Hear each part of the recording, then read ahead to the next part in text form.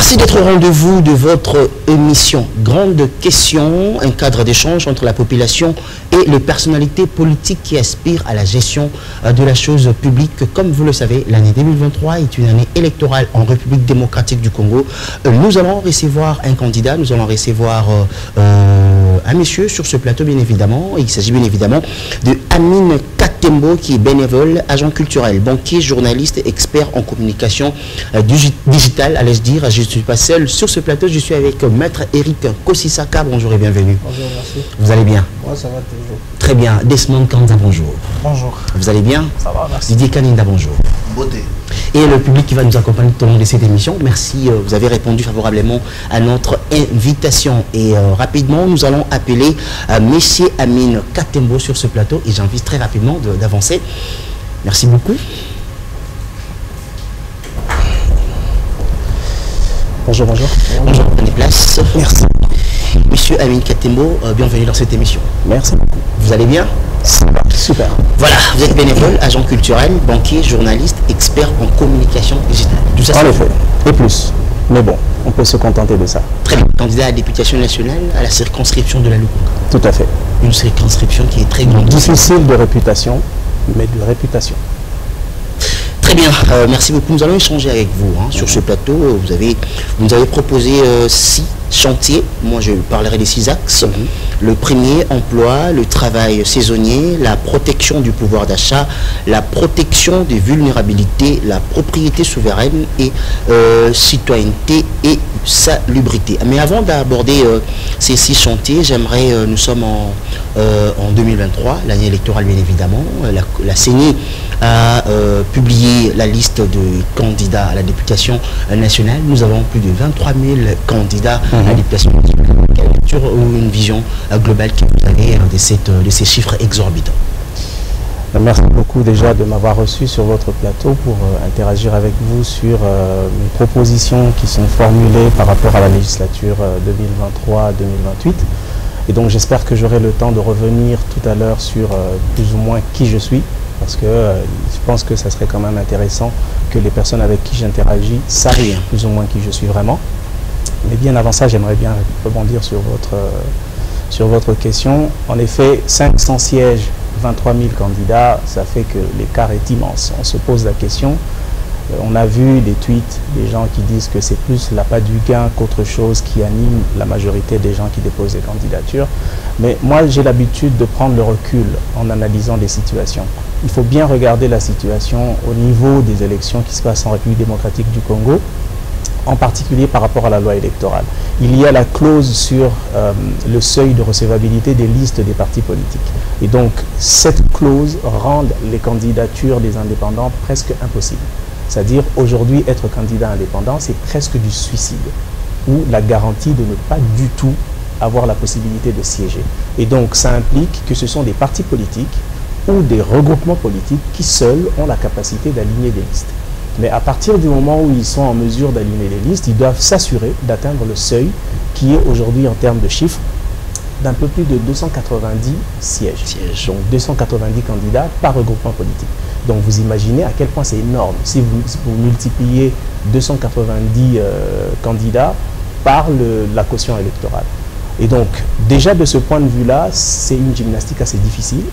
Mais autre chose, c'est que la RDC, l'environnement politique congolais, c'est environ 900 partis politiques selon les uns, un peu plus de 500 selon les autres. Les chiffres ne sont pas exacts. Les chiffres ne sont pas exacts, mais ce qui n'est pas normal non plus, parce qu'on devrait avoir des statistiques exactes. C'est un fait social qui peut être mesuré. Mais soit, on a ces éléments-là. Et donc à partir de là, on se rend compte à quel point la dynamique au niveau des partis politiques et des organisations politiques est intense. Et donc, quoi de plus normal que dans un environnement où on a 900 partis politiques, voire 500, que nous puissions avoir 23 000 candidats. Mais revenons-en maintenant à la question des seuils électoraux.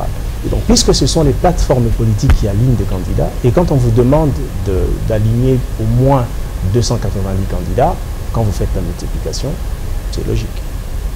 Très bien, mais sur ces listes-là, il y a une adéquation, il y a plus de 80 hommes et 17% de femmes. Ouais. Vous ne pensez pas que les chiffres, les femmes, il n'y a aucune amélioration? Il y a une petite majoration par rapport aux élections précédentes, mais jusque-là, ça traîne encore le pas. Est-ce que le parti politique demeure encore le blocage pour les femmes?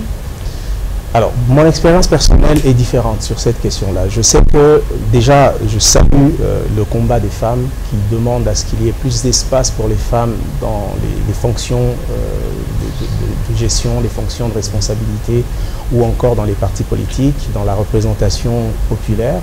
Moi, je salue ce combat et j'accompagne dans la mesure du possible.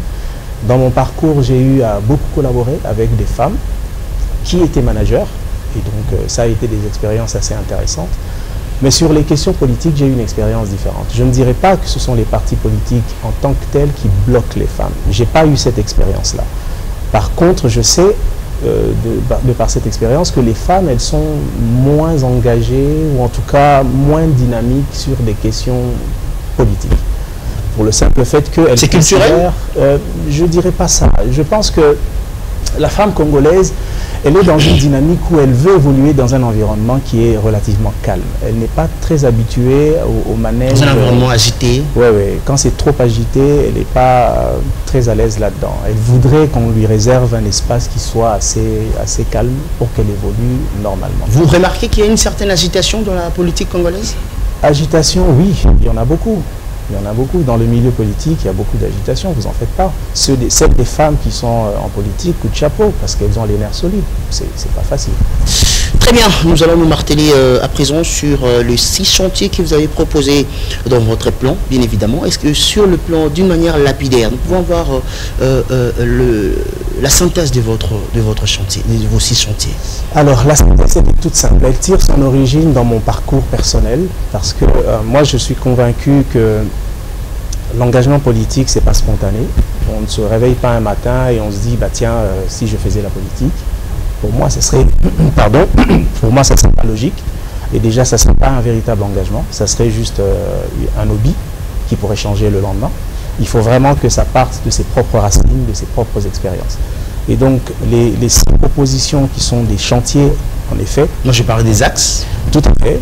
Chacun peut l'appeler comme il le souhaite. Donc, le fait est que ce sont des axes d'action, ce sont des éléments qui appellent à l'action, en fait, comme on appelle dans le langage de communication des call to action.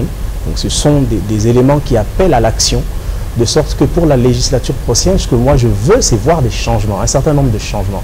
Dans mon parcours personnel, comme je disais tantôt, c'est que j'ai été jeune comme n'importe quel jeune. Je suis né dans une famille banale, pas dans une famille connue, etc. Et donc, j'ai eu les mêmes déboires que tout le monde. Par exemple, lorsque j'ai eu mon diplôme d'État, tenez-vous bien, c'est une anecdote, elle est véridique, vous aurez peut-être le temps de vérifier, je pourrais vous donner des éléments. J'ai eu mon diplôme d'État et j'étais tellement pressé de pouvoir travailler parce que bon, on galérait un peu, hein, la famille n'était pas, voilà, donc à cause de la galère, je voulais un peu rapidement avoir mon indépendance alors que j'étais à peine diplômé d'État. J'ai acheté 2 rames de papier duplicateur, ça fait 1000 papiers et j'ai rédigé des demandes d'emploi. J'en ai rédigé 1000 et j'ai déposé partout. Mon objectif, c'est quoi? C'est que je voulais avoir un job. Le job, ça me garantissait d'une part avoir un peu de moyens, des ressources personnelles, mais d'autre part, ça m'assurait évidemment la continuité de mon processus, soit de l'éducation, des études, etc. Mais voilà, c'est une expérience qui n'avait pas réussi. Mais plus tard, je me suis rendu compte que quand il fallait chercher un travail, on vous demandait parfois de justifier d'une expérience professionnelle.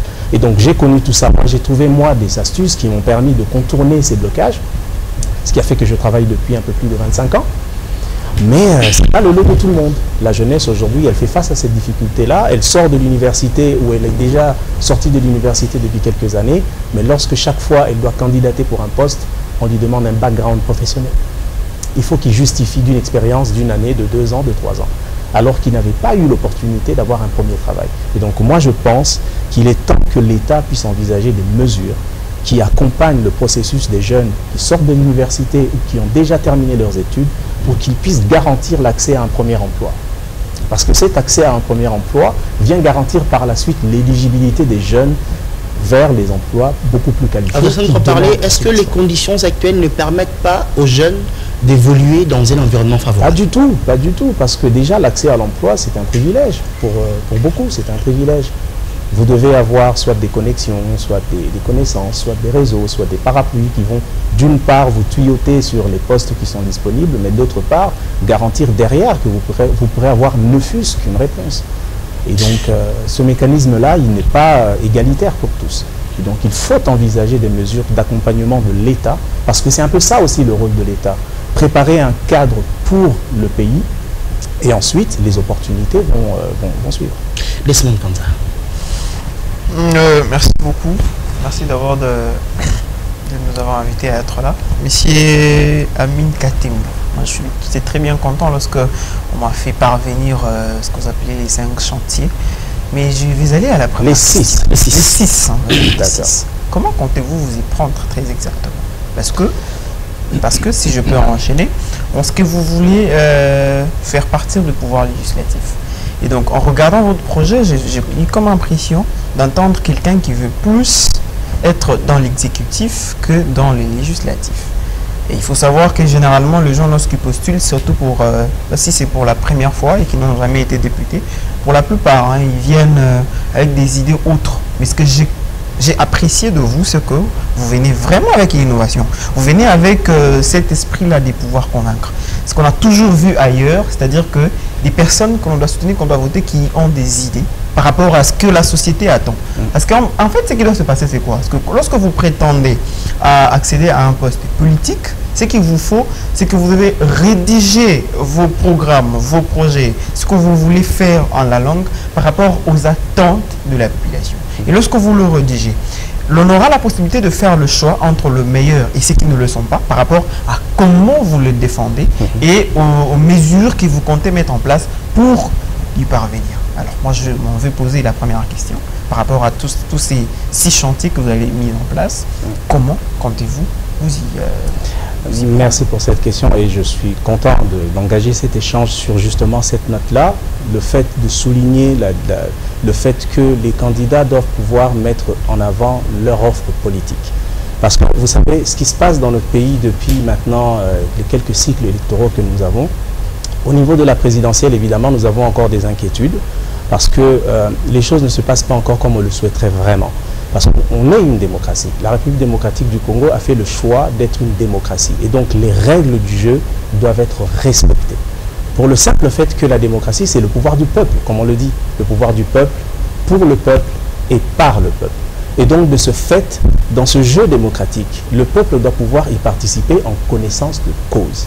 Mais aujourd'hui, ce n'est pas le cas. La plupart du temps, nous votons en fonction des faciès, en fonction des affinités. Et ça, c'est un piège contre la démocratie. Parce que finalement, moi, je vais voter mon frère parce que j'ai des affinités avec lui, alors que concrètement, il n'a pas une offre politique. Quand il arrive à l'Assemblée nationale, sur les 500, il n'y a que 50 qui seront véritablement actifs. Les 450 autres seront des figurants. Parce que dans les 450, il y aura au moins 250 qui seront absentéistes. Vous voyez un peu ce que ça veut dire. Donc on donne un coup à la démocratie que lorsque nous votons sans être conséquents. Et donc ce que moi je voudrais, c'est que véritablement notre démocratie puisse évoluer vers la pleine exercice de la démocratie. Et donc de ce point de vue-là, vous me demandez comment est-ce que je compte m'y prendre pour les 6 chantiers que je propose. Évidemment, c'est très simple. En tant que député national dans l'Assemblée, il y a évidemment un mécanisme qui fait que l'objectif final pour un élu, pour un député, c'est de faire passer des lois. D'abord, il faut faire passer des lois. Si les lois n'existent pas, il faut en créer. Si elles existent, et donc il faut soit les amender pour qu'elles puissent être adaptées aux nouvelles conditions. Donc les 6 chantiers que moi je propose, ce sont des chantiers qui appelleront pour certains simplement des amendements de loi, mais pour d'autres des créations de lois à partir de zéro. Maintenant, comment est-ce que je vais m'y prendre concrètement? Parce que parfois, dans l'Assemblée, c'est aussi un jeu de force et de poids politique. Déjà, moi je suis membre d'un parti politique, je ne suis pas candidat indépendant. Je suis dans la liste d'un parti politique et dans la liste d'un regroupement politique, que nous espérons bien entendu, regroupement politique qui demain sera parmi les regroupements qui vont peser le plus au sein de l'Assemblée nationale. Et donc de ce point de vue-là, moi je me suis garanti comme premier exercice, comme premier travail, déjà au niveau du parti politique, je me suis garanti le fait de parler de mes projets avec les dirigeants du parti. J'en ai discuté avec la hiérarchie du parti pour qu'on puisse se mettre d'accord sur le fait de la pertinence même de ces lois qui sont à mon niveau proposées. Et donc ce débat a été porté et le parti a porté, à ce jour où nous parlons, le parti a porté les propositions que moi j'apporte. Et donc ça suppose quoi? Que demain à l'Assemblée nationale, notre groupe politique, notre groupe parlementaire comme on appelle dans la pratique, serait susceptible, ce moment-là, de porter ces différents projets de loi. Parce que c'est ça l'exercice que nous voulons véritablement pour l'Assemblée nationale. On ne veut pas être là que des figurants, mais nous voulons mener des véritables actions dans l'Assemblée. Je ne dis pas que les législatures passées ont été juste figuratives. Ils ont voté des lois, et des belles lois qui profitent à la République. Mais il y en a marre. On veut des vraies lois qui bénéficient aux gens au quotidien. Moi, je veux voir des lois qui font que le jeune qui sort de l'université, il se dit, bah tiens, quand je sortirai de l'université, je peux planifier mes 2 prochaines années en perspective professionnelle et je sais où je veux aller. Mais aujourd'hui, c'est le grand inconnu quand on sort de l'université et il y en a marre. Il faut que ça change. Maître Eric, rapidement. Merci pour la parole.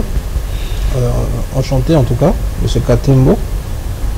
Bon, je note déjà qu'on n'a pas beaucoup entendu parler de votre parti, parce que vous êtes tributaire du parti politique qui vous place dans la liste électorale. Donc on ne sait pas, c'est idéologiquement, c'est quoi votre idéologie? Sur le spectre électoral, vous êtes opposant, l'Union sacrée, on ne sait pas, c'est difficile de vous situer. Bah, je peux vous répondre. Non, laissez-moi. Qui avance? Donc, parce qu'on a déjà évolué quand même. Très bien. On ne sait toujours pas vous situer, c'est difficile pour nous. L'élection, c'est pas seulement la personne, mais c'est le parti, c'est ça l'esprit derrière la nouvelle loi électorale. On peut trouver que c'est normal ou c'est pas normal, mais en réalité, c'était une stratégie politique pour justement limiter les candidats indépendants. Ça a permis cette espèce de galaxie de partis politiques, c'était pour affaiblir les gens. C'est une stratégie que le pouvoir passé avait utilisée. Ils ont d'abord limité l'élection présidentielle à un seul tour, ça a affaibli l'opposition.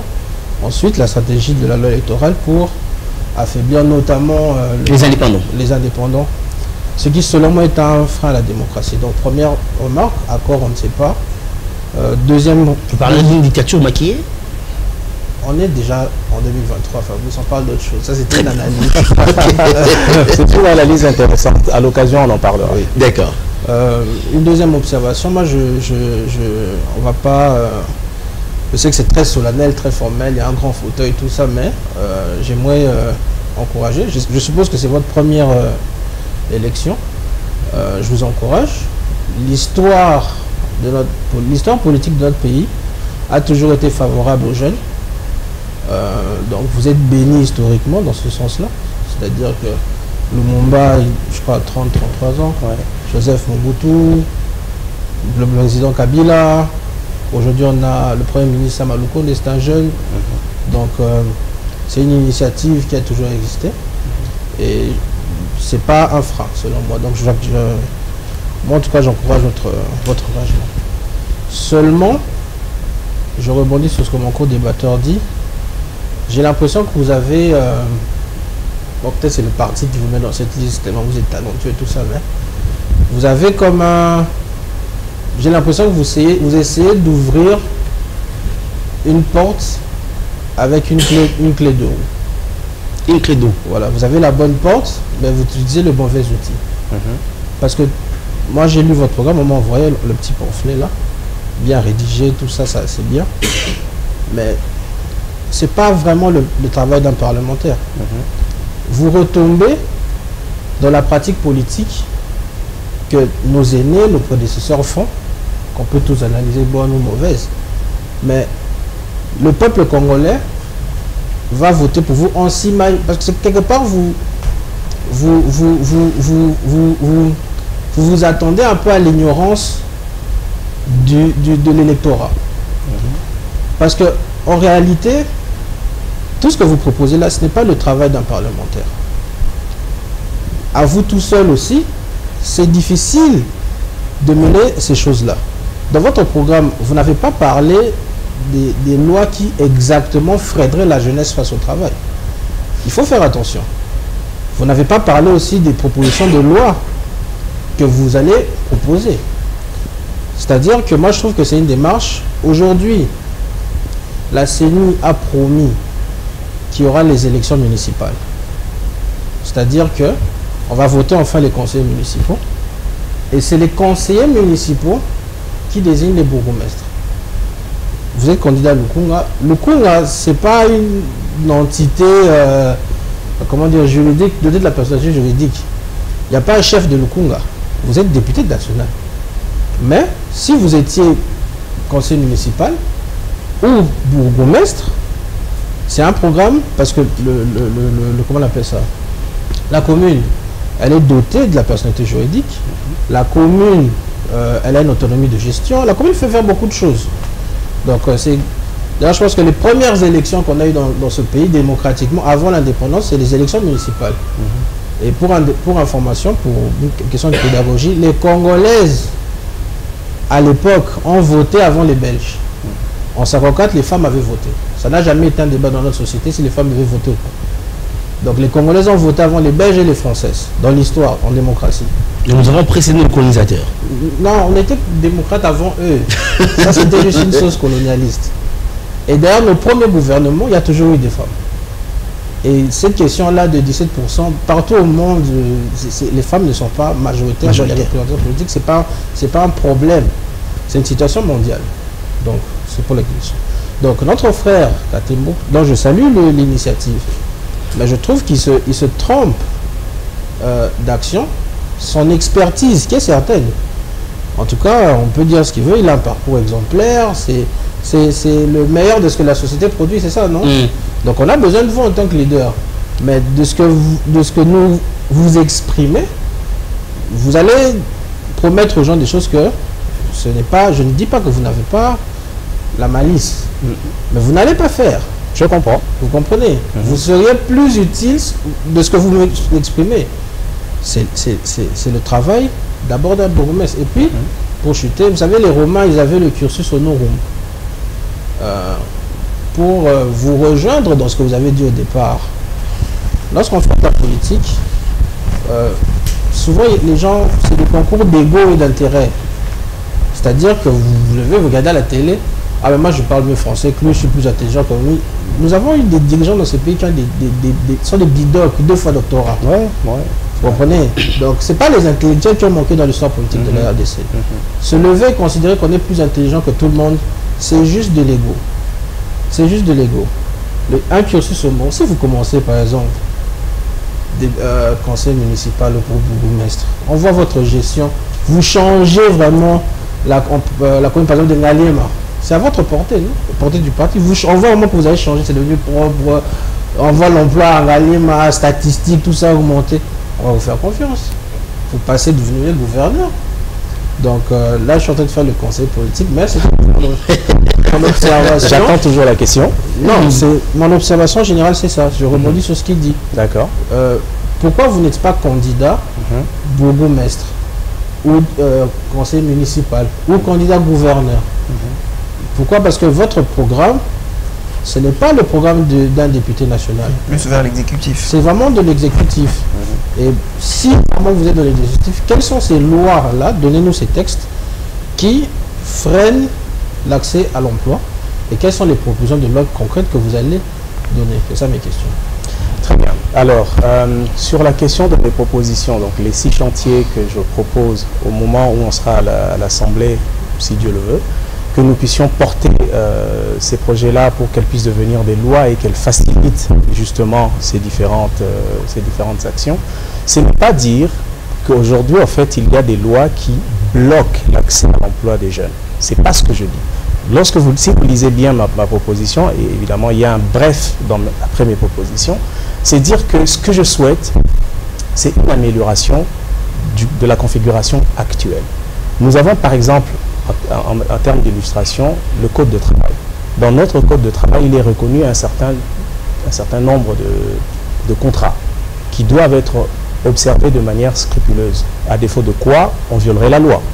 Mais ce qui se passe concrètement sur le terrain aujourd'hui, c'est que beaucoup d'entreprises sont en infraction flagrante contre la loi.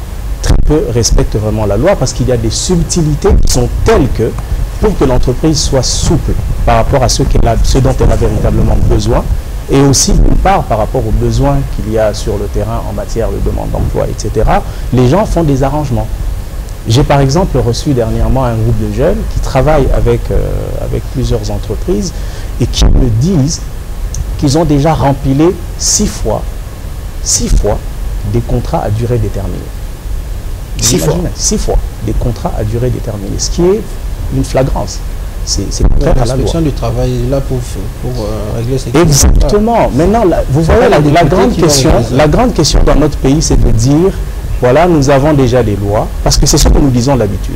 Nous avons déjà des lois, nous avons les meilleures lois possibles, c'est l'application qui pose problème. Tout le monde répète ça depuis des dizaines d'années. Et ça ne change pas. Ma lecture de ces lois, ce n'est pas que les lois n'existent pas, comme je disais tout à l'heure. Les lois existent, mais elles doivent être beaucoup plus spécifiques. Et c'est plus frappant lorsqu'on regarde, par exemple, les lois au niveau du code pénal. Quand il faut payer des amendes à l'État congolais, vous allez voir que le code pénal a encore inscrit des amendes en devise zaïrois. Vous voyez ce que je veux dire? Donc il n'y a pas de mise à jour, pour être plus concret. Il n'y a pas de mise à jour dans nos lois. Et donc la manière la plus spécifique de faire évoluer les choses, c'est de faire des mises à jour de différentes lois. Et ces mises à jour vont appeler soit des amendements de loi, soit des créations de nouvelles lois. Mais revenons-en à la question du premier emploi. Le premier emploi, on sait tous ce que c'est. Lorsque vous sortez de l'université ou vous sortez d'un cursus de formation technique, vous avez besoin d'exercer. Et c'est un emploi à partir du moment où vous contractez avec une personne morale, avec une entreprise qui vous donne un contrat en bonne et due forme. Ce n'est pas un job que vous faites chez un tonton au coin de l'avenue parce que vous ne comptabiliserez pas ça en termes d'expérience professionnelle parce que vous ne le justifierez pas pour un emploi qualifié. C'est de ça qu'il s'agit. Et donc, mon besoin à moi, c'est de voir demain que la loi congolaise prévoit, par exemple, un accompagnement de l'État d'une manière ou d'une autre. Je ne donnerai pas toutes les recettes maintenant, mais en tout cas, que l'État congolais accompagne les entreprises du secteur privé et public dans la mise en place des postes de premier emploi. Et évidemment, ce sont des postes de premier emploi. Ça veut dire ouverts uniquement aux jeunes qui sortent des universités ou aux personnes qui sont restées dans le chômage depuis un certain temps. Et donc, ce sont des postes transitoires dans la mesure où c'est des postes qui sont limités dans la durée parce qu'ils sont censés servir aux personnes qui auront exercé là-bas comme justificatif de background pour des postes qualifiés. Et donc, cette spécification-là n'existe pas dans notre loi. Et pourtant, c'est un besoin qui rendrait service à notre jeunesse. Je vais passer par là aussi pour poser ma question, une petite question rapidement. Dans l'environnement universitaire aujourd'hui, il y a un problème entre la théorie et la pratique.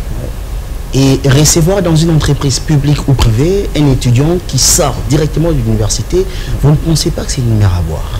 Non, pas du tout. Parce que justement, déjà lorsqu'on est dans le cursus universitaire, on a des stages. Ce qui permet de faire son immersion. Et nous savons comment ces stages-là se passent? Oui, on sait évidemment qu'il y a beaucoup de choses qui doivent évoluer. Vous savez, moi j'ai eu à faire des stages. D'abord quand j'étais à l'université et ensuite quand j'ai fait des formations spécifiques, j'ai eu à faire des stages. Et des recommandations qui nous étaient faites souvent par les institutions, les instituts en fait qui nous envoyaient, c'est de dire là où vous allez, faites votre stage sur le métier ou sur le cœur du travail que vous avez appris. N'allez pas faire le coursier ou voilà. Ça nous était toujours recommandé. Mais au-delà du fait que ça nous était recommandé, on a eu la chance d'avoir un véritable accompagnement des instituts, dans le sens que c'est eux qui voyaient avec les entreprises et leur demandaient véritablement qu'il y ait un suivi dans le travail qui allait être fait. Et même les cahiers des charges des travaux qui étaient prévus étaient partagés entre les institutions et l'Institut. Et donc de cette manière-là, on est vraiment les pieds dans le travail. Didier Kaninda. Voilà. Mais si vous permettez, je voudrais quand même revenir sur un élément qui était dit tout à l'heure, sur le fait qu'avec les chantiers qui sont proposés, c'est plus un travail d'exécutif que de législatif. Ah, ok. Donc justement, je pense que c'est plus dans la compréhension de la démarche qu'il faut se situer. Ici, je ne suis pas en train de dire que c'est moi qui veux créer, les postes de premier emploi. Non, je ne veux pas créer les postes de premier emploi parce que je ne suis pas le gouvernement. Mais le législatif, son rôle, c'est quoi justement? C'est de faire évoluer les lois. On sait bien que les sources de loi pour la RDC, c'est aussi bien le gouvernement que l'Assemblée, tout comme les particuliers qui passent par les élus. Donc, c'est le député qui fait des propositions de loi ou des propositions d'amendement des lois pour que la société puisse être alignée sur les nouvelles données. Et donc, c'est la démarche que moi je veux mener à ce niveau-là. Parce que ces lois, comme je vous ai dit, sont appelées à être modifiées ou encore à être créées à partir de zéro. Monsieur Katemo, l'impact du Parlement sur l'économie congolaise en 20 ans est égal à zéro. C'est égal à... Ce n'est pas parce qu'un texte a été... Une loi, certaines propositions de loi viennent du gouvernement. Ok. C'est pourquoi c'est une proposition. Oui, ce serait connu, projet de loi. Ce serait connu si notre Assemblée nationale avait un impact sur l'économie. Si vous étiez gouverneur, vous pourriez créer de l'emploi. Le problème que vous nous avez expliqué avec le code du travail, tout ça, mais la vraie question, c'est le manque d'emploi. Je ne pense pas que les entreprises ou l'État congolais, avec ses qualités, ses défauts, fait de son mieux pour engager le plus de personnes possible. Aujourd'hui, vous savez qu'on est en sureffectif. Il y a des gens qui ont des numéros d'identification, mais ils n'ont pas de fonction. Ils ne sont pas encore mécanisés. Ni même de charge travail. Oui, mais on les paye. L'État les paye. Donc, quelque part, c'est lourd pour le budget. Mais ça pèse. Ils aident comme ils peuvent. Le véritable problème, c'est qu'on doit sortir dans une démarche institutionnelle, c'est-à-dire qu'il faut pousser la création d'emplois. Je répète, avec votre background, si vous étiez gouverneur ou bourgmestre, vous pouvez littéralement créer de l'emploi. Vous pouvez créer de la valeur dans ces postes-là, au lieu à l'Assemblée nationale. Vous allez à l'Assemblée nationale, vous allez commencer à nous parler seulement de PRDM, d'accords politiques. L'Assemblée, le bilan du Parlement, les 5 dernières années, c'est quoi? C'est des questions politiques. Citez-moi une loi économique qui a été votée. La loi sur la ZELCAF. Sur la ZELCAF. Est-ce que c'est déjà... La ZELCAF, c'est une question de droit régional. Ce n'est pas venu de l'Assemblée. C'est une question qui vient de nos accords avec la SADC, qui est venue par notre système politique. Il faut que ça passe par débat à l'Assemblée nationale. Ce n'est pas le fruit des députés. Et puis la ZELCAF, c'est une question qui est sur la table depuis longtemps. C'est comme le droit au WADA. C'est des questions d'intégration régionale. Ce n'est pas que c'est les députés qui ont pensé à ça. Je ne sais pas si vous voyez là où je vois. En fait, personnellement, si vous permettez que je vous interrompe, j'entends très bien ce cri qui vient de vous, qui dit que... C'est un cri d'amour. Je comprends, je comprends ce cri. Et évidemment, pour moi, personnellement, c'est un peu comme si, en fait, je veux dire, ça m'écorchait l'âme, parce que, en fait, je suis en face d'un porte-voix de l'opinion, parce que j'ai déjà entendu ça plusieurs fois dans l'opinion avec des gens que je rencontre accessoirement, qui disent c'est pas finalement le rôle de cette assemblée, on n'a pas l'impression que ça sert à quelque chose. Et je l'ai moi-même dit tout à l'heure, mais d'une autre manière, l'assemblée a joué son rôle depuis toutes ces législatures. Il y a eu des lois qui sont sorties de là, qui ont été au bénéfice du pays, certes on le reconnaît, mais il y en a marre parce qu'il faut des vraies lois qui servent véritablement au quotidien. Je veux, moi, des vraies lois qui font que le matin, lorsque le jeune se réveille, quand il suit son cursus académique, qu'il se dise « je peux planifier 2 années ou 3 années après mon cursus académique » parce qu'il existe des mécanismes qui ont été rendus possibles par la loi et que le gouvernement a porté, l'exécutif a porté, et ce sont des solutions concrètes. C'est ça, vers quoi moi je veux qu'on puisse y aller. Ndeko Didier, sur le national le côté Ndeko Amina Katembo. Bote. Na banzi olobaka lingala malamu parce que nalobaka lingala. Na otuna ba mituna na lingala. Nalobaka lingala. Ki bato a français boko ça va mingi to otuna mituna lingala. Ya liboso ezali bo. Donc to landi yo to ozali candidat na Lukunga. Et puis ça qui okobanga te na nzoto malili te parce que balobaka ke Lukunga eza ya bangolo ya minene. Est-ce que mitali olobi yo poza ngolo ya munene okozwa to lobi omeka kaka? Ya liboso nalobaka lingala, mais eza na anecdote mibale. Naza na moninga moko tant tozalaki na classe, abandaki kolobaka lingala na ngai ezalaka soit net ya bavoyou, soit net ya moto ayebi lingala te. Bon, boko juger bino moko. Alors, tant on a pesi candidature na Lukunga, c'est vrai que Batou Balobara souvent, Lukunga eza bangola minene, Lukunga eza libulu et tout ça, donc kokende kunate parce que Batou baza kuna baza ba poids lourd, etc. Oui, Balobaka. Ce qui n'a na bandaki ko kanisa kaka ndenge wana depuis na silisaki classe, je crois que ndena komaki nulle part. Ngana kanisaka bongo te. Ce n'est pas exacté pour na mai wana bangolo minene baza, ninga na kobanga kokota na mai wana te. Na kokota na bango. Na kozwa place na ngana kati ya bangolo wana ya minene. Donc okanisi eza état d'esprit yango nde na botami nango, yango nde na koli nango, yango nde na tangi nango, yango nde na sali nango ti lelo plus de 25 ans na sali musala grâce à eloko. Alors que je ne sors pas la limite la famille politique ou bien la famille moko ya ba politicien ou bien bato ba ebani du reste est-ce que boyebi komba famille nanga na mboko tobanzi olobaka mingi masolo ya famille te tokokota na mutuna wana kasi natuna ya mutuna wana pamba te olobi ke oza na programme to projet obengisi chantier tokanti nzembo na biso ya alanga nzembo moko ayemba si chantier peut-être osinspiré na wana mais baolanda biso bazolinga bayeba nanu si chantier yango ezali nini mutuna ya mibale eza boye sous question ezali boye ntango ozoya na baproposition wana. Est-ce que tu as l'histoire ya mboka te lelo bato population ebengana ndeko Basile pona ba promesse ba député mususu baloba balaka bato tokotongela bino ba pont après tango komi député alobiki te musala ngeza kotonga pont te za boye ba benga ye muto alokuta moni lelo jeunesse ezali eza ya kosilika même tina parlement balobi ke toko voter kaka ba jeune et puis bato ya sika wana ezali mutuna wana mais ya mibale tango tali parlement wana na moni oke mingi na ba proposition et singa ki obandoko ebisa biso que ozana famille politique boye pour zolo baloko muto opposition muto opposition ya kalobi ke tango boko voter na kosala boye na kosala boye soko za muto pouvoir et singa ki obanda oloba ke to sali musala e pa iboye mais to comicité so ibo pesinga mandat ndenga na kosala boye donc o ba sali eza mabe yo ndo kosala malamu. OK, alors peut-être pour la kosala plus pratique et au sein d'attendre mususu zongela mituna mususu na robanda OK na zongela pas voilà na robanda na mutuna o ya ba chantier oui il y a ba projet wana ezani ni concrètement pour voilà alors eza simple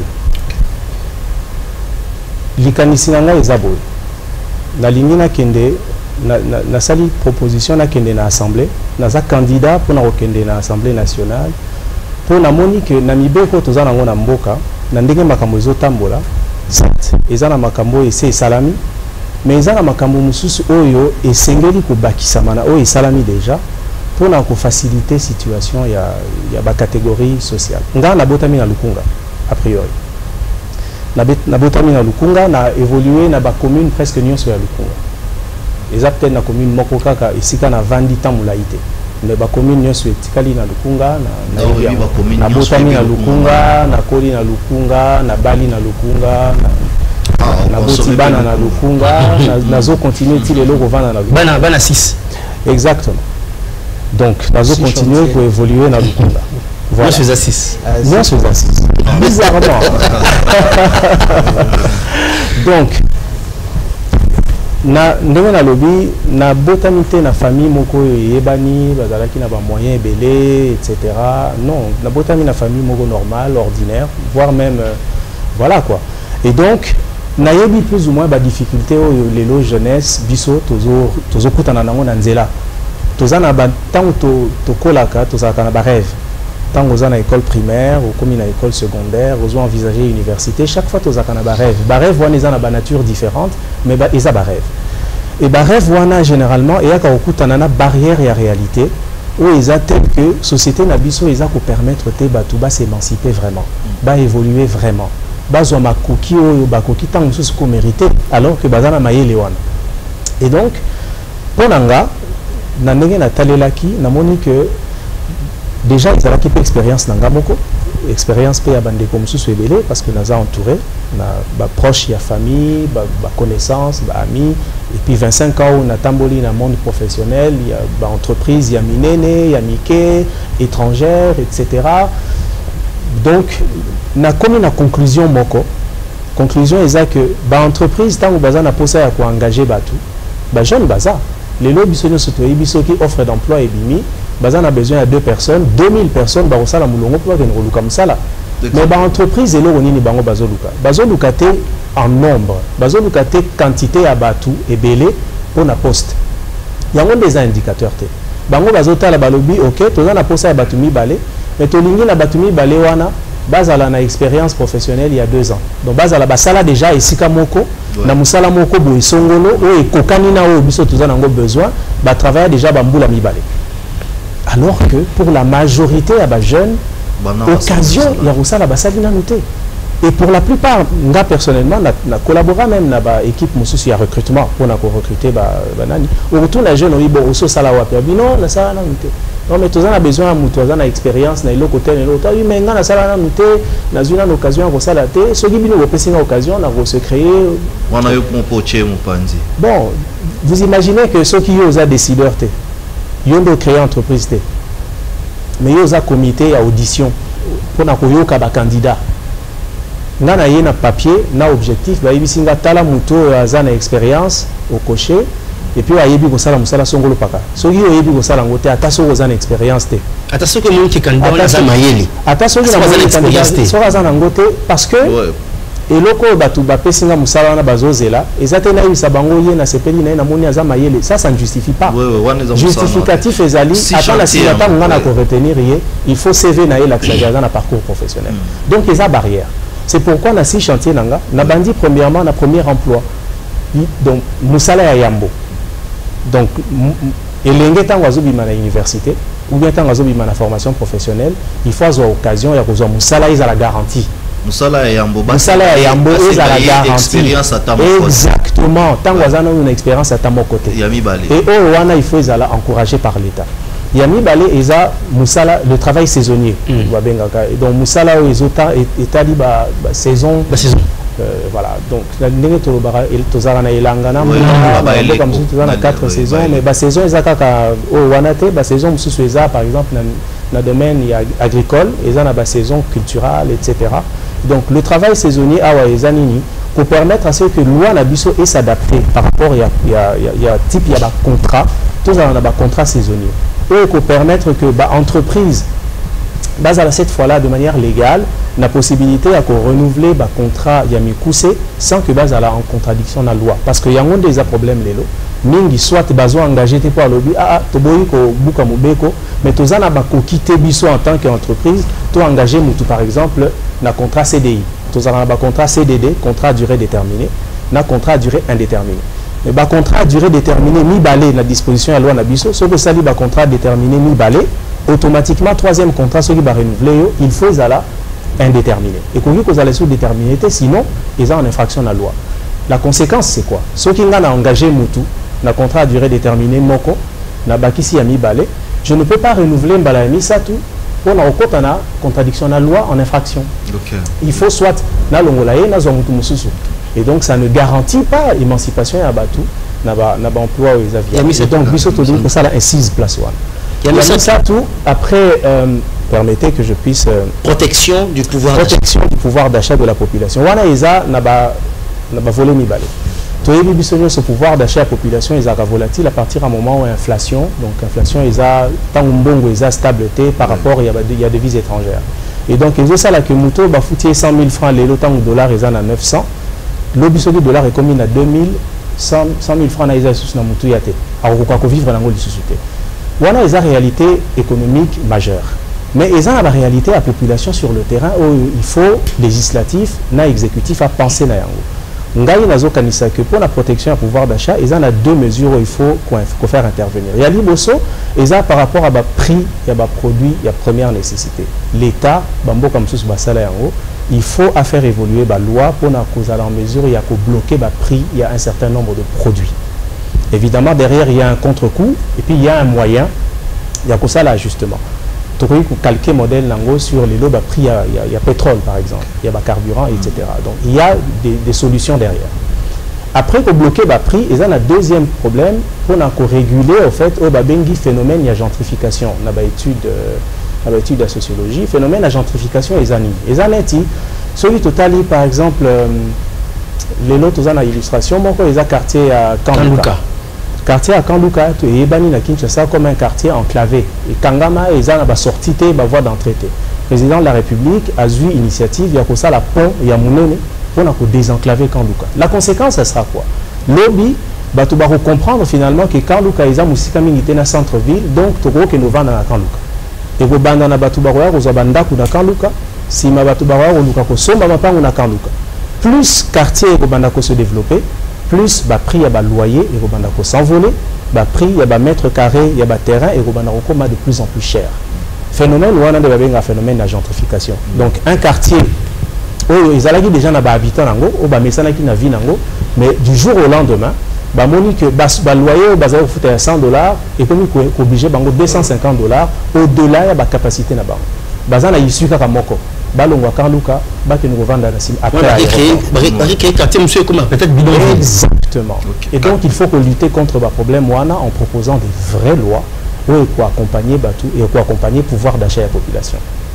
Ensuite, alors la protection des vulnérabilités. La protection des vulnérabilités. Alors illustration moi quoi la protection des vulnérabilités za kolobani toyebi lelo ceux qui mutu batubi balé bozana différent devant la loi boké devant ba juge bazuzi po basambi sali kamuna bino observation abiso to sali d'expérience na bato to accompagner na ba affaire judiciaire et ça on dirait que na Congo tant mutu za en tort et puis même na conscience générale tant mutu za en tort face à la loi et ça on dirait que na juge, na procureur, na magistrat, c'est vrai qu'on est en difficulté dans la loi, on est en contradiction dans la loi. Oui. Mais de par le fait qu'il y a que commettre infraction, et ça, il n'y a pas on dirait, comme en français, en finir avec toi une fois pour toutes. Il y a un autre il fallait à l'esprit à la loi. L'idée est que même Mouto a en tort devant la loi, il faut bénéficier d'un minimum de protection. Parce que dignité à Moutou et Somba Makate, dignité à Moutou et à loité. Et d'ailleurs, la loi n'a pas la prérogative de relongo la Moutou dignité. Et ça, là, tout pour nous veiller la dignité à Moutou, normalement. Pour nous veiller la dignité à Moutou.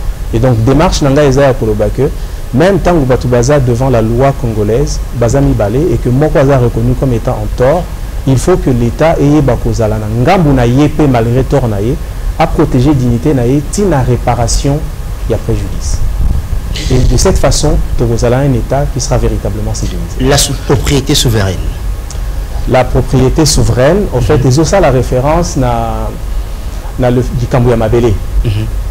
Toza Bissonio so témoin récemment affaire Moko Bimaki ya ndeko mususu basomba ki Mabele Moko pembeni à aéroport ezalaki na emplacement oyo et Koreyi kopesa bango possibilité à nuire na République démocratique du Congo parce que politique na biso il y a politique foncière ezalaki plus ou moins passoire ils ont permettre batuba acquérir ba Mabele et Sikao et Sengela quitté et que l'État peut-être mis sous nae ezali mais ezotala tant mususu moko ya kokanga ngai naza pour notion ya ko rattacher la question il y a propriété la souveraineté de l'État pour que l'État a accentué surveillance na acquisition ya ba terre pour pas que lobby tous à la par exemple encore une fois scandalisé na ba genre ya ba histoire mais question là en particulier na aucun ba détail mingi pour le moment justement il y a sous casa citoyenneté et salubrité. Oui. Alors citoyenneté et salubrité et ça koloba bisonio surtout à la véritablement ba citoyen et puis to garder environnement na biso salubre toyebi Kinshasa ndenge na lobinga moko na botami na lukunga na koli na lukunga to kotoyaka fulu eza quotidien na biso eza na ba quartier na lukunga eza na ba commune na lukunga o eza na niveau ya saleté incroyable mais saleté wana po ici là et la cité que il faut mutunyo sabima na lupango na ye akangisa fulu wana il faut tchango quelque part. Et donc, il faut des vraies politiques, il faut des vraies lois où il faut encadrer au fait processus. Il y a pas traitement, il y a déchets en tant que tel, mais processus, au fait, il y a évacuation, il y a immondice, il y a saleté. Très bien. Si ça lombango, na monitant ici, na tika ki o loba bongo pambate, ba ibazo landa biso ba meka kuzo moi idée. Mais tant to yokio na région d'embalement bande ko na biso. Ba to bazo landa biso ba zana impression lokola oye politique sika parce que y a ba proposition. Et c'est moi yo ça biso que non côté au bandi politique sika au bandi na député, yango y na ba loi na wana ya liboso, ya mibale. Ce qui est au salaire en côté, na lobaki on a ebandeli, c'est ngana tuna parce que ba député muso ba na otonga pont. Donc comme député est-ce que député tonga pont? Député tonga bino pont. soki osali yango te omoni te ko métier yo moko singa na kingo parce que ba difficulté za pe makasi na domaine wana ya misato est-ce que otali peno moni ke ba loi wana ezana noté et sengela kaka application nango ya onde kwa tuna ki opani ngai par exemple za la gouverneur te nde to moni ozolo ba lopoto kitoko gouverneur eko simba bourgmestre eko simba nde ko salela yango mais depuis to métier singa na kingo te. Alors disons non. Pour la question à Misatou, député na métier c'est na kingote. Parce que encore une fois, j'aimerais répéter ça, et ça que ngai lecture ngai na sali. Évidemment que la beauté de la démocratie, qui toque la démocratie une fois dans l'Assemblée, c'est que ceux qui démarchent après qu'on se rendre compte que la loi est déjà coexister. Même ceux qui ont la tendance à créer une nouvelle loi, et comme simplement amendement à la loi existante. Donc, il faut faire évoluer car la loi est déjà. Sinon, moi, il y a un problème, toujours souligné, problème, il y a accès à Moussala. Problème, il y a difficulté, il y a une entreprise, il y a qu'on multiplier un contrat à durée déterminée parce que la barrière est allée, il y a un niveau, il y a la loi, il y a code, il y a travail par exemple. La question, il y a protection des vulnérabilités du point de vue des lois. Il y a des données pratiques tout au moins sur le terrain. Ceux qui ont la loi, ils ont déjà. Alors, le problème, on est se poser. Évidemment, pour le bâtiment, non, il y a un problème, il y a application, etc. Mais non, moi, je suis encore une fois convaincu parce que dans les premières études à ce niveau-là, il y a un problème quand il y a application, il y a question, il y a une mise à jour, il y a une loi. Parce que le problème, on est à Kongonda et Barangote. Bamboka ebele connaissera le problème, il y a une loi comme caduque, ça la mise à jour. Nous sommes tous dans la difficulté à ça la mise à jour, il y a une loi. Et maintenant, est-ce que ceux qui n'ont pas ngoté parce que l'Assemblée les a facilité, est-ce que nous avons un sentiment que nous avons promis qui pour rien? Non, pas du tout. Mais il y a que l'Assemblée est un calendrier et que lobby, ceux qui se retrouvent dans l'Assemblée nationale, ils ont ces propositions, de la loi et aussi la débat à l'Assemblée pendant les 5 prochaines années. La proposition de loi et vous allez ébeler. C'est là justement où groupe parlementaire Nabiso et jouer influence nango. Parce que l'histoire c'est quoi? Tolanda qui biso son évolution la proposition à loi et Noël Chami Ndenge Salamaki d'abord en tant que citoyen a proposé bazongisi na démarche parlementaire et puis à Yenango avec le député Nsingi Pouloulou. Mais il se trouve après que il y avait un écueil administratif où il s'agit que retarder loi wana. Donc tout respecter cheminement wana de sorte il y a que loi wana ils la proposition ils a débattu l'Assemblée et que toi arrivé à la fin ce que loi wana est les cas. Maintenant sur le fait il y a que loi wana ils a plus proposition ils a plus dans l'exécutif que dans le législatif. Là je serais même pour que les 2 premières années ceux qui n'ont réussi à faire passer loi wana et que par la suite, nous allons la porter dans l'exécutif pour nous exécuter. En gros, je serais enchanté. Très bien, Maître Eric, après tout de Ndekonabiso, félicite. Je suis content que Ndekonabiso a fini par lui faire dire qu'à bout de 2 ans, sur l'exécutif à OCP là. Parce que je pense quand même que nous pensons, ils ont compliment, ils ont le coup de tout ça. Oh, vous allez l'administrateur a bien tout ça. Bon, rapidement. Je vous ai bien suivi, mais je pense quand même que préoccupation d'Abisso ont demeuré. Beaucoup de choses que vous décriez, la loi le prévoit déjà. Et le problème, c'est son application. C'est l'application. En tant qu'avocat, je peux vous dire que le droit congolais en matière judiciaire, par exemple, protège énormément les citoyens. Le problème, peut-être vous dénoncez tant Bakangakabatu, brutalité, peut-être ça c'est l'application. Ça c'est le civisme des forces de l'ordre. Vous savez, jusqu'à la fin d'une procédure, le ministère public, le parquet, instruit à charge ou à décharge. La seule personne qui peut condamner quelqu'un est un juge en droit congolais. C'est un juge. Et la loi parle de mécanismes qu'il faut qu'un juge pour qu'il te condamner quelqu'un en droit au Congo est passif. Parce que tu dois prouver culpabilité au-delà de tout doute. Donc on a beaucoup de mécanismes. Peut-être qu'on regarde dans la pratique. Vous pouvez dire que non. Là maintenant c'est une question de civisme, citoyenneté, de leadership. Vous comprenez? Une autre préoccupation que j'ai eue, c'est en matière de droit du travail. Vous savez, il y a les textes et il y a l'esprit des textes.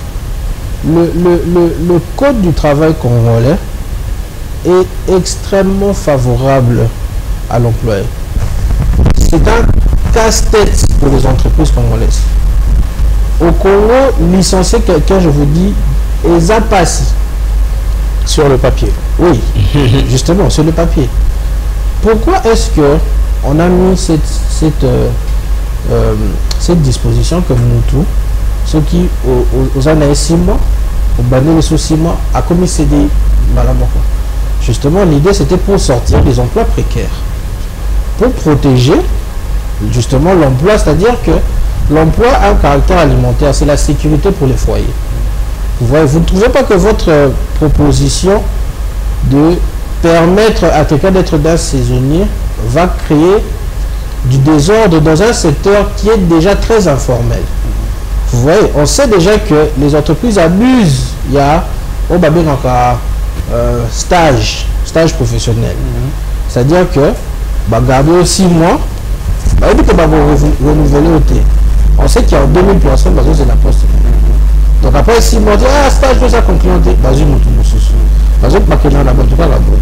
justement, c'est pour avoir l'entreprise un peu par surprise que si tu l'as gardé trop longtemps, à côté déjà d'un CDI, vous ne pensez pas que vous allez permettre un trop grand laisser-aller, ce qui, au salaire, en sorte que vous allez permettre de regarder 6 mois. Mais un individu, homme, femme, adulte, il faut être capable de planifier vie. Vous allez planifier vie par rapport à salaire pour Zouaka. C'est-à-dire que moi, dans une salle à telle place, je sais que d'accord pour voir, déjà la janvier, d'accord pour voir mariage en décembre. Au cas où ça fait banquier, que non, là, ça a $300 par mois. Pendant décembre, on a ça mariage d'avant. On sait qu'il va payer seulement crédit $3000 ou quelque chose comme ça. Permettre l'emploi saisonnier va, à mon sens, les discussions, justement, je suis content de cette émission parce qu'on ne parle pas des individus, on parle des programmes, on parle des sujets, des questions de fond. C'est-à-dire que grande question. Du choc des idées, j'ai la lumière. Je trouve que vous allez créer un plus grand désordre dans un secteur qui est déjà précaire. On sait que l'emploi est déjà difficile. Ok. Permettre à Vodacom, s'il vous plaît, de garder les gars 6 mois, va créer encore plus de précarité, encore plus d'inexpérience. Et ma dernière question est politique. L'émission chute bientôt à sa fin. On ne sait pas si on parle à quelqu'un. Cette question persiste toujours. Alors, je vais commencer par la question sur la précarité de l'emploi. En fait, moi, j'ai une perception qui est différente. Je vais partir par un exemple. Vous connaissez la Silicon Valley aujourd'hui. Le mode de travail dans la Silicon Valley, c'est pas forcément des CDI. C'est très peu de gens qui sont en CDI. La majorité, ce sont des gens qui sont dans les Silicon Valley, sont des entrepreneurs. Je suis d'accord avec vous. Et justement, le secret de l'évolution de tous les États, c'est dans l'entrepreneuriat. C'est pourquoi j'avais parlé tout à l'heure en termes de ces contrats, de l'accompagnement de l'État pour les entreprises du secteur public et du secteur. C'est pour ça que je dis que vous devez être gouverneur. La Silicon Valley, c'est l'endroit où il y a le plus de richesse au mètre carré au monde. Exactement. Vous comprenez? Ça n'a rien à voir avec Kinshasa. C'est non. Tu veux. Il n'y a pas que le facteur économique pour évaluer les choses. Si vous faites toutes vos analyses sur la base des facteurs économiques, je vous assure, on ne pourra plus rien faire. Donc il faut par moment poser les bases, se dire quelle est la réflexion qu'il y a derrière qui peut nous permettre d'atteindre des objectifs. Il faut se donner des objectifs à court terme et avancer étape par étape. Ici, ce que je veux dire quand je donne l'exemple de la Silicon Valley, c'est de dire qu'au fait, par rapport à notre environnement, et vous l'avez bien expliqué, vous avez dit que la loi elle est plus favorable pour l'employé. Mais il y a un souci, parce que ça serait bien si en fait tous ces employés étaient des fonctionnaires de l'État. Parce que là, ils sont des engagés par l'État, c'est la souveraineté de l'État qui s'en occupe. Mais les entreprises sont un peu sujets aux fluctuations économiques. Aujourd'hui, l'entreprise peut être en bonne santé, demain, elle peut connaître des difficultés. Mais comment voulez-vous qu'une entreprise, par exemple, qui se crée nouvellement, puisse engager d'office en CDI? Parce qu'il est prouvé économiquement que la viabilité d'une entreprise se détermine à partir du moment où elle survit, par exemple, sur un cycle de 2 ans. Mais très peu d'entreprises arrivent à survivre 2 ans à partir du moment où ils sont créés. Pourquoi? Parce que les contraintes économiques sont parfois énormes. Et donc, il faut donner la possibilité déjà aux entreprises de pouvoir devenir viables. Ça, c'est une chose. Mais deuxième chose, il faut donner la possibilité à ce que les employés eux-mêmes soient suffisamment compétitifs. Dans le secteur, par exemple, de l'entrepreneuriat, il y a un autre critère qui vient au-delà du fait de l'expérience professionnelle, mais c'est la qualification même de l'employé. Aujourd'hui, on aligne les qualifications de l'employé à ceux des autres employés à l'international. Nous allons en compétition parfois avec des profils qui viennent de l'étranger. Et très souvent, nous sommes choqués quand on se dit que l'entreprise, pourquoi ils ont recruté quelqu'un qui vient de l'étranger alors qu'il y a des Congolais ici qui devaient être recrutés. Vous en faites pas, les profils ne sont pas pareils. Vous voyez ce que je veux dire? Et l'entreprise ne recrute pas par altruisme. C'est pas par altruisme que les entreprises recrutent. Et elles recrutent par rapport à leurs besoins et par rapport à la productivité que peut emmener un candidat. On ne peut pas leur en vouloir. Mais quand on voit les salaires des expatriés, ça, sentiment, justement, ils ont des compétences derrière. La beauté de cette émission, il y a un public qui réagit aussi. Félicien, tu vas nous rapidement. Voilà. Merci beaucoup pour la parole. J'aimerais poser une petite question. J'ai bien suivi, c'est le énoncé concernant le projet de M. Amin Katembo. Ma première question va au projet qui parle de la protection de la santé de la population. Et j'aimerais savoir si ces projets-là ciblent d'abord la population quinoise ou bien il est pour la nation congolaise. Okay. Parce que nous devons savoir qu'il y a beaucoup de maladies que nous avions connues, entre autres Ebola, la Covid, il y a la malaria, qui ont pu entraîner, qui ont pu dévaster notre population.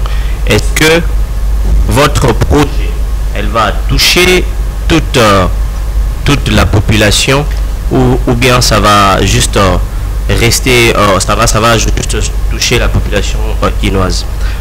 Ma deuxième question est celle de savoir si vous pouvez caler, parce que dans votre énoncé, j'ai aussi suivi que vous soutenez, vous allez proposer une loi qui va soutenir à pouvoir caler le prix alimentaire. Alors, la question est celle de savoir, nous connaissons notre position en tant que pays qui ne produit presque pas grand-chose sur le plan alimentaire. Est-ce que notre pays va faciliter les personnes qui amènent la nourriture dans notre pays à pouvoir ressourcer, parce que nous devons oublier qu'il y a des taxes à payer, il y a l'OCC qui veille à tout ça. Est-ce que le climat sera favorable pour le gouvernement et ses entrepreneurs? Merci. Très bien. Merci beaucoup. En fait, notre ami, la réponse se trouve dans sa question.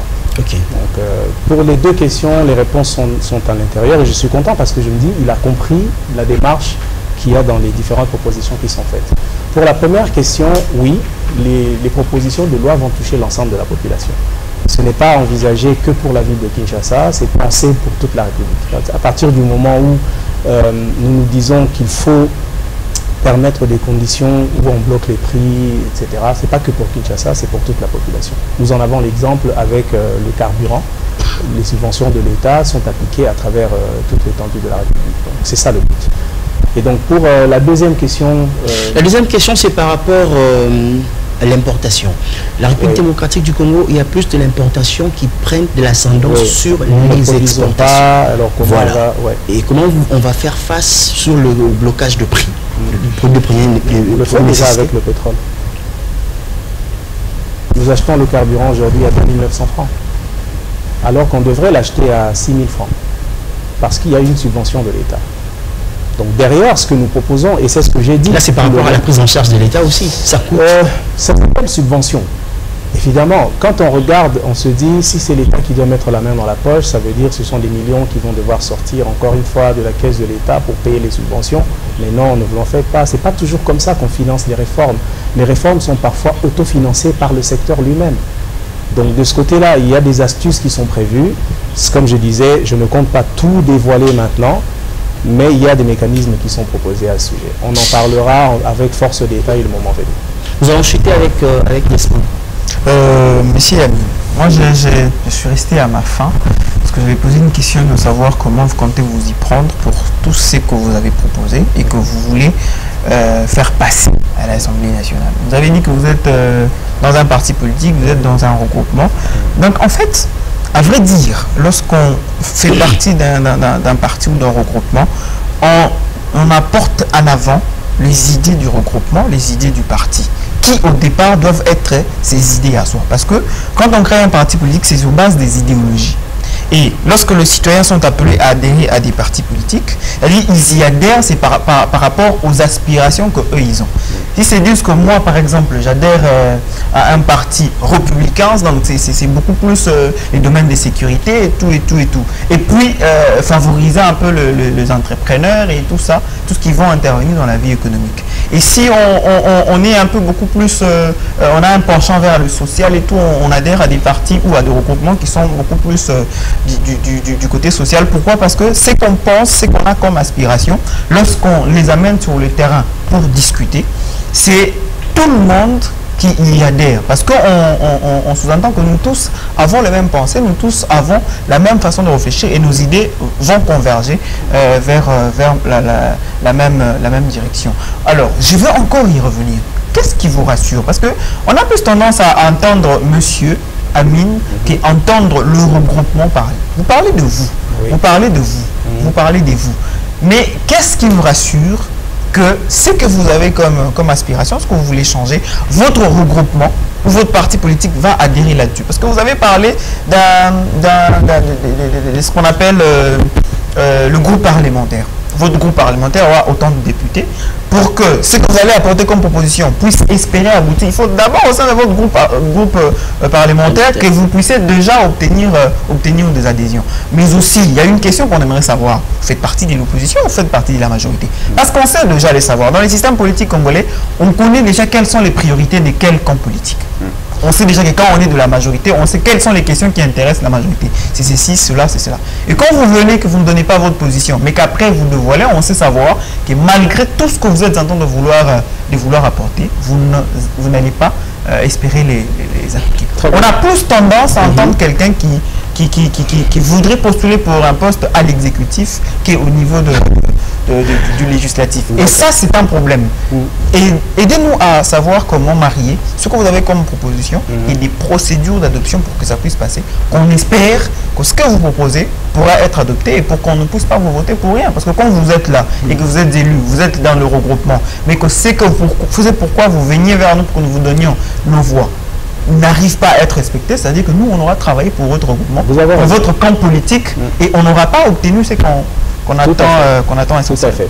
Alors, je l'avais dit tantôt, lorsque j'ai commencé ma prise de parole, j'avais dit que je suis dans un parti politique, je suis dans un regroupement politique, et ce qui est différent dans mon cas, c'est que avant que je ne puisse déposer ma candidature, je me suis assuré d'avoir un programme, un projet qui me tenait à cœur. Et ce projet, je l'ai validé, je répète, je l'ai validé ce projet avec le parti et avec le regroupement.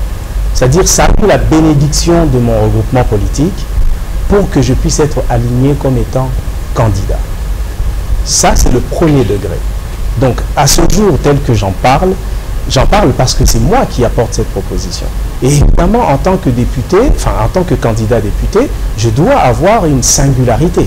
Je ne dois pas, moi je ne suis pas de ceux qui pensent que je dois me fondre dans la masse. Pas du tout, ça ne m'intéresse pas. Je ne veux pas demain être par exemple cet élu qui sera là simplement pour voter pour ou contre. Ça ne m'intéresse pas. Oui, je veux voter pour ou contre des choses objectives, mais je veux apporter quelque chose. C'est pour ça que je me suis porté candidat. Et donc, je me suis assuré qu'au niveau de mon regroupement, je puisse valider mon projet. Et c'est pourquoi je porte les couleurs de mon parti. Sinon, je serais là sans les couleurs de mon parti. Et donc, le mécanisme de l'Assemblée, une fois élu, c'est que vos propositions vont sortir de vos groupes parlementaires. Et ensuite, ça va suivre la procédure de l'Assemblée. Et si on sait que la loi Tchani, qui n'était même pas élue, qui n'était pas députée, mais qui a fait sa proposition en tant que citoyen et que ça a rencontré la préoccupation d'un autre élu et ça a cheminé jusqu'au bureau du Parlement, il n'y a aucune inquiétude. Très bien, nous citons par là, nous sommes arrivés à la fin de cette émission, nous allons chuter rapidement en tout cas, mais c'est Katembo.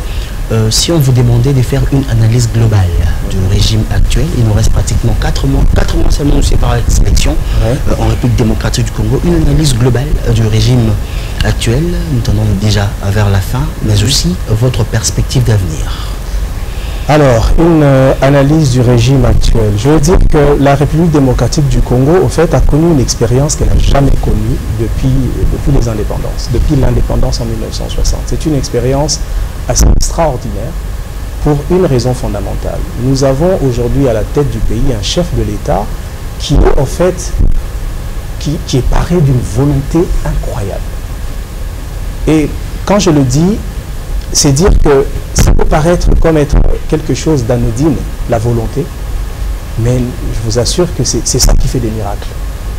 Parce que si Félix Tshisekedi aujourd'hui a réussi, par exemple sur le défi de la gratuité de l'enseignement, qui est une disposition constitutionnelle, mais il a pris le courage de décréter la gratuité de l'enseignement, et donc c'est carrément prendre le taureau par les cornes et de faire les choses et de les faire améliorer au jour le jour. Et c'est l'exercice qui est en train d'être fait, et ça va être une vraie réussite. Parce que nous avons aujourd'hui des millions d'enfants qui étaient hors le circuit scolaire, qui ont regagné le chemin de l'école. À part ça, il y a la couverture santé universelle. C'est ça, en fait, que Félix Tshisekedi a engagé le pays vers la couverture santé universelle. Qu'est-ce que ça suppose? La couverture santé universelle, c'est-à-dire vous, moi et n'importe qui d'autre, même l'indigent dans notre société, demain, une fois la couverture santé universelle opérationnalisée, il peut bénéficier immédiatement des soins de santé en fonction de sa condition. S'il n'a pas les moyens, eh bien, il sera pris en charge et soigné quand même. Soigné de la meilleure façon qui soit, parce qu'il aura des soins dont il a besoin avec les moyens qu'il dispose. Aujourd'hui, pour se faire soigner, vous devez avoir beaucoup d'argent. Si vous avez moins d'argent, vous allez vous faire soigner dans un dispensaire, je crois. Voilà. Mais si vous voulez, par exemple, aller dans un des grands hôpitaux de la ville, il vous faut beaucoup d'argent. Le critère argent est une barrière pour les soins de qualité. Or, la couverture santé universelle veut que l'argent, le critère argent, ne soit pas une barrière. Donc demain, même les déshérités, même les démunis pourront bénéficier des soins de santé de qualité. Et ce qui est intéressant ici, c'est que le premier palier de la couverture santé universelle est déjà opérationnalisé avec les accouchements gratuits. Et donc c'est vraiment une bonne initiative que le président a lancée. Troisième chose, je citerai 145 territoires, le projet PDL 145T. Le projet de développement local des 145 territoires. En fait, c'est pour la première fois que la République démocratique du Congo devient un chantier, un si grand chantier, à travers l'ensemble du territoire. Où nous voyons dans son premier volet la construction des écoles et des centres hospitaliers de bon niveau, totalement équipés. Ça veut dire, hier, lorsqu'on se rendait en province, il y a des coins du pays où les gens ne pouvaient se soigner que de manière traditionnelle ou dans des bâtiments qui étaient prêts à s'écrouler. Mais demain, aujourd'hui déjà, ils peuvent être pris en charge efficacement dans des bâtiments dignes de ce nom et ils ont des soins qui sont les plus appropriés à leurs conditions. Et donc ça, c'est une grande amélioration. Mais ça a été rendu possible simplement par la volonté politique du président de la République. Il n'a pas regardé les barrières qu'on lui présentait. Il a dit déjà d'ailleurs dans son premier clip qu'il avait fait lorsqu'il a eu l'impérium du pouvoir, il a dit face aux problèmes, quand on voit l'immensité des problèmes que la République a, quand on veut faire quelque chose, il faut agir. Il ne faut pas attendre.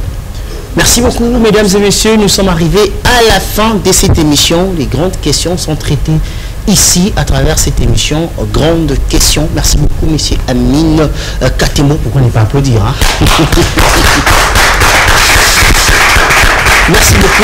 Vous nous avez vraiment expliqué tous les 6 chantiers dans cette émission. Maître Eric Kosisaka, merci beaucoup. Je vous remercie infiniment. Desmond Kanza, merci beaucoup. Didier Kalinda, merci beaucoup. Nous sommes arrivés à la fin de cette émission. Mesdames et messieurs, je veux vous recevoir très prochainement. Très chers candidats, comme moi je vous dis au revoir. Merci beaucoup.